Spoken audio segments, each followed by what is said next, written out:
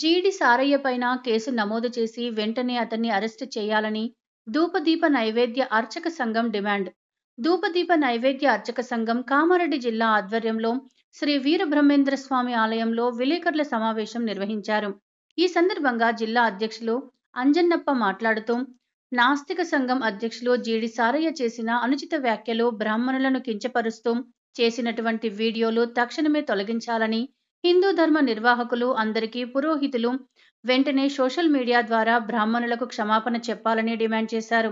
ఈరోజు మనం ఎందుకు సమావేశం జరుపుకుంటున్నామంటే, మన జేడి సారయ్య గారు 16 మే 16 నాడు 2025 ఆయన అర్చకులను అందరినీ కూడా కించపరిచేటటువంటి విధంగా మాట్లాడాడు. మరియు దాని మీద పాట కూడా రచించి పాటను కూడా పాడాడు.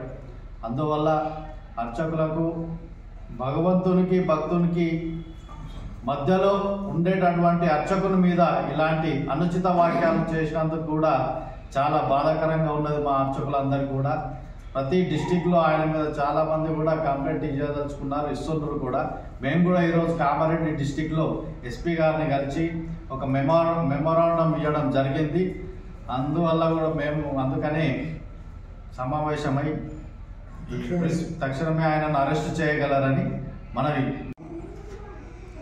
కామారెడ్డి జిల్లా ధూపదీప నైవేద్య అర్చక సంఘం ద్వారా తెలియజేయడం ఏమనగా, బ్రాహ్మణుల మీద మరియు మన యొక్క సనాతన ధర్మం మీద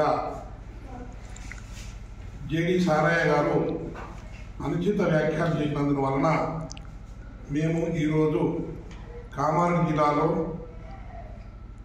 పోలీస్ డిపార్ట్మెంట్ ఎస్పీ గారిని మెమరాండం ఇవ్వడం జరిగింది. అదేవిధంగా సారయ్య గారిని, జేడి సారయ్య గారిని తక్షణమే అరెస్ట్ చేసి మరియు వాళ్లకు ఒక వీడియో ఏదైతే బ్రాహ్మణ మీద అంకితం చేశారో వాళ్ళు బ్లాక్ చేయాలని మేము కోరుతూ, మే జిల్లా సంఘం ద్వారా నేను అధ్యక్షుడిని స్వామి అంజనప్పను ఇది నేను కలెక్టర్ ఎస్పీఎంసీ గారికి మెమోరాండం ఇవ్వడం జరిగింది.